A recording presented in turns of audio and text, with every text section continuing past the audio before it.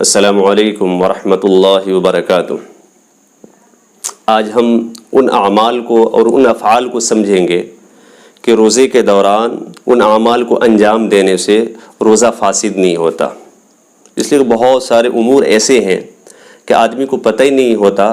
اور وہ غلط فہمی کا شکار ہو جاتا ہے اور وہ سمجھتا ہے کہ اس کا روزہ ٹوٹ گیا۔ اس لیے آج ہم ان چیزوں کو بیان کریں گے، ان چیزوں کو سمجھیں گے کہ جس کی وجہ سے ہمارے روزے کے اوپر کوئی اثر نہیں پڑتا، ہمارا روزہ بالکل برقرار رہتا ہے۔ ان میں سے سب سے پہلی چیز ہے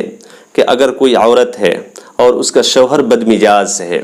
بد خلق ہے، بد زبان بھی ہے، ذرا غصے والا ہے، کہ اگر ذرا سا نمک کم ہو جائے یا زیادہ ہو جائے تو برداشت نہیں کر پاتا، یا مرچ زیادہ ہو جائے تو برداشت نہیں کر پاتا، بیوی کو ڈانٹنے لگتا ہے، بیوی کو ڈانٹ سننی پڑتی ہے، تو ایسی عورت کے لیے اجازت ہے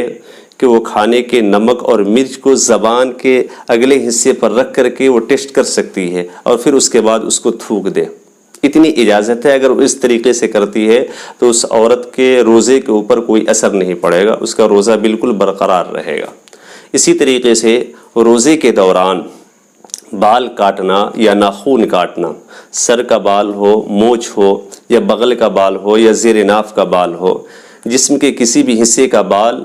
ہم کاٹتے ہیں روزے کے دوران تو روزے کے اوپر اس کا کوئی اثر نہیں ہوتا، روزہ اس سے فاسد نہیں ہوتا۔ اسی طریقے سے روزے کے دوران مسواک کا استعمال کرنا، چاہے وہ مسواک کسی بھی طرح کی لکڑی کی ہو، چاہے وہ بانس کی مسواک ہو یا نیم کے درخت کی مسواک ہو یا پیلو کی مسواک ہو، کسی بھی طرح کی مسواک ہو، چاہے اس مسواک کے اندر کرواہٹ پن کیوں نہ محسوس ہوتا ہو، اس کی وجہ سے روزہ فاسد نہیں ہوتا۔ اسی طریقے سے روزے کے دوران تیل استعمال کرنا، سادہ تیل ہو یا خوشبو والا تیل ہو، اس سے کوئی فرق نہیں پڑتا۔ اسی طریقے سے روزے کے دوران سرما کا لگانا، اس سے بھی کوئی فرق نہیں پڑتا روزے کے دوران۔ اسی طریقے سے اگر روزے کے دوران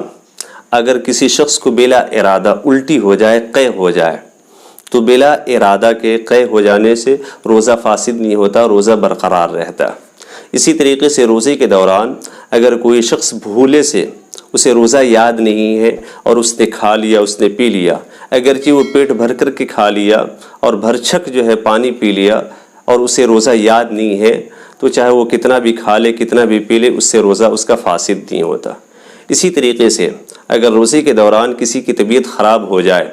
اور اسے انجیکشن لینے کی ضرورت پڑ جائے یا گلوکوز چڑھانے کی ضرورت پڑ جائے تو روزے کے دوران نس کے ذریعے، نس کے اندر جو ہے انجیکشن لے سکتا ہے۔ اسی طریقے سے اگر پانی چڑھانے کی ضرورت پڑے، واقعتاً مجبوری ہو، تو پانی چڑھوا سکتا ہے، اس سے روزے کے اوپر کوئی اثر نہیں پڑتا۔ اسی طریقے سے اگر کسی نے آنکھ اپنی بنوائی ہے اور آنکھ کے اندر دوا ڈالنے کی ضرورت پڑتی ہے تو روزے کے دوران آنکھ میں دوا ڈال سکتا ہے، اس سے روزہ کے اوپر کوئی اثر نہیں پڑتا۔ اسی طریقے سے راستہ چلتے ہوئے اگر لوبان کی یا اگربتی کی دھواں جو ہے اگر حلق میں آ جائے بلا ارادے کے، اگر ارادے کے ساتھ لے گا تب تو روزہ فاسد ہو جائے گا، لیکن اگر بغیر ارادے کے بازار میں گیا، کسی دکان پر گیا، وہاں پر اگربتی جل رہی اور اس کا دھواں جو ہے حلق کے اندر چلا گیا تو اس سے روزہ فاسد نہیں ہوتا۔ اسی طریقے سے اگر روزہ دار دن کے اندر سویا اور اسے بدخوابی ہو گئی اور بدخوابی میں اسے احتلام ہو گیا تو احتلام ہو جانے کی وجہ سے روزے کے اوپر کوئی فرق نہیں پڑتا، اس کا روزہ بالکل جو ہے برقرار رکھتا ہے۔ اسی طریقے سے روزے کے دوران منجن کا استعمال کرنا، ٹوتھ پیسٹ کا استعمال کرنا، یہ اگرچہ حضرات علماء کرام نے مکروہ لکھا ہے، اس سے احتراز کرنا چاہیے، لیکن اگر کوئی شخص جو ہے روزے کے دوران برش کرتا ہے، ٹوتھ پیسٹ استعمال کرتا ہے، کوئلے سے اپنے دانت کو مانجتا ہے تو اس سے روزہ نہیں ٹوٹتا، اگرچہ روزہ مکروہ ہو جاتا، اس سے پرہیز کرنا چاہیے۔ روزے کے دوران مسواک کا استعمال کرنا چاہیے۔ اسی طریقے سے روزے کے دوران چلتے پھرتے اگر منہ کھلا ہوا ہے اور منہ کے اندر مکھی یا مچھر گھس جائے اور حلق کے اندر چلا جائے تو اس سے روزہ فاسد نہیں ہوتا۔ یہ وہ اعمال ہیں، وہ افعال ہیں کہ اگر روزے دار کو پیش آ جائے تو اس کی وجہ سے روزہ فاسد نہیں ہوتا۔ مجھے امید ہے کہ آپ کو یہ مسئلہ اچھی طریقے سے واضح ہو گیا ہوگا اور آپ اچھی طریقے سے سمجھ گئے ہوں گے، تو آگے بھی اس کو پھیلائیں، اس کو شیئر کریں۔ اللہ ہم سب کو عمل کی توفیق نصیب فرمائے۔ السلام علیکم ورحمۃ اللہ وبرکاتہ۔